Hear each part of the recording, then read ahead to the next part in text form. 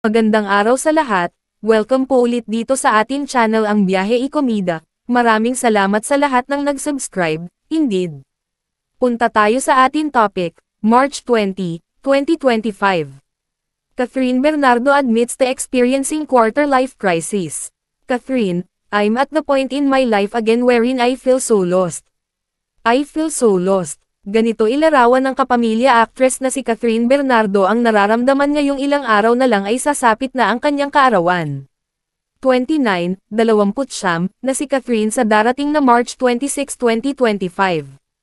Aminado ang aktres na may takot siyang nadarama sa pagdagdag na naman ng isang taon sa kanyang edad. Bagamat natatakot at naguguluhan, ang pagharap daw sa sitwasyong ito ang isa sa matatawag na pinakamatapang na ginawa niya para sa sarili.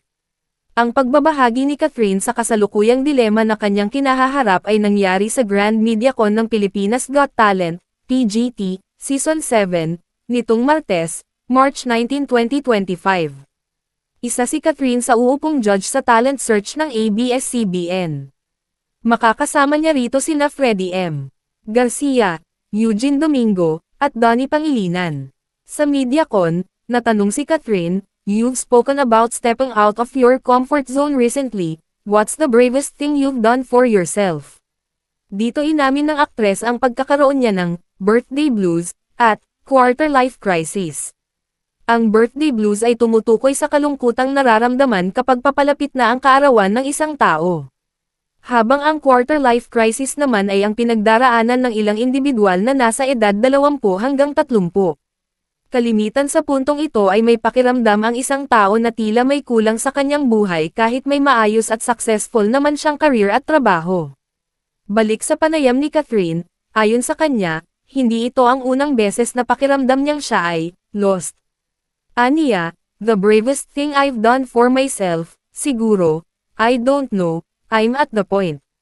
I'm turning 29, right, in a few days. So I'm at the point in my life again wherein I feel so lost. I felt this. I remember when I parang gave a message for our Thanksgiving party for the House of US, 2018, this was the same feeling. I didn't expect na ma-feel ko ulit ito." Naniniwala raw si Catherine na parte ng kanyang paglago bilang tao ang nararamdaman niya ngayong pagkalito sa mga desisyong nais niyang gawin. Saad niya, "Siguro it's part of, adulting and growing, and nararamdaman ko siya ngayon, just like everybody else. I don't know kung nararamdaman ito talaga kapag medyo ganitong age ka na, but it's hitting me hard. To be honest, I'm so scared. I'm so lost, but I think it's so brave na every day I show up. I show up and I choose to grow and accept all the uncertainties. Because, I don't know, bigla ko lang siyang na-feel na, of course, after Hello, Love, Again and now I'm doing PGT. Pero may feeling lang ako na parang iba, I think siguro birthday blues na ito. May quarter-life crisis na parang, what's next for me?" Dagdag pa ni Catherine, "I'm feeling all these emotions. So, feeling ko, it's just brave na tinanggap ko yon. I'm allowing myself to be vulnerable. I have my days, and hindi ko na yon tinatago sa mga tao." Nasa punto na rin daw ng buhay si Catherine na nagiging maingat na siya sa kanyang mga desisyon. Kabilang sa mga desisyong pinag-isipan daw niyang mabuti ay ang pagkuha ng sariling bahay, na maglalayo sa kanya sa pamilya niya. Ani Catherine, "So now, I think part of me growing is me getting my own place as well. I think it's, like, my transition stage.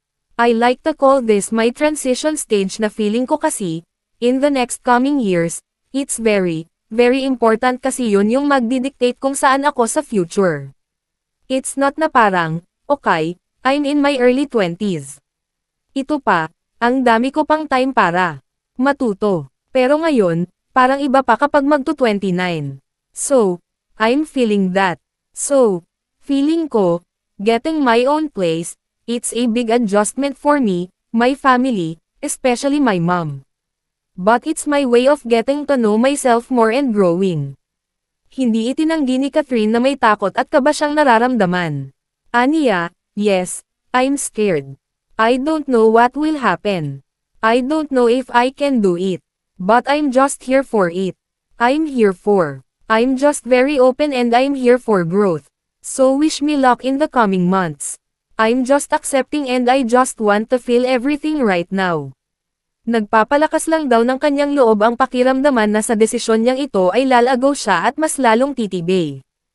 I don't know, I'm at the point, I'm turning 29 right in a few days, so I'm at the point in my life again wherein I feel so lost.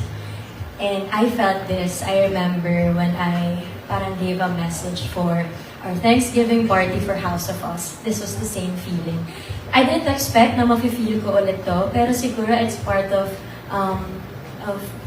you know, adulting and growing.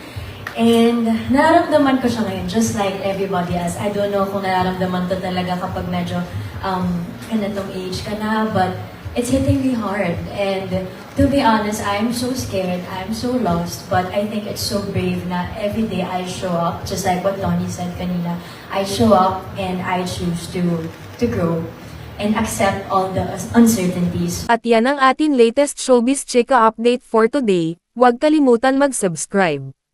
Click the notification bell for more showbiz chika updates. Like and share the video at suportahan po ang atin Facebook page. Maraming salamat sa lahat ng nag-subscribe. Indeed. Magandang buhay sa lahat. Adios.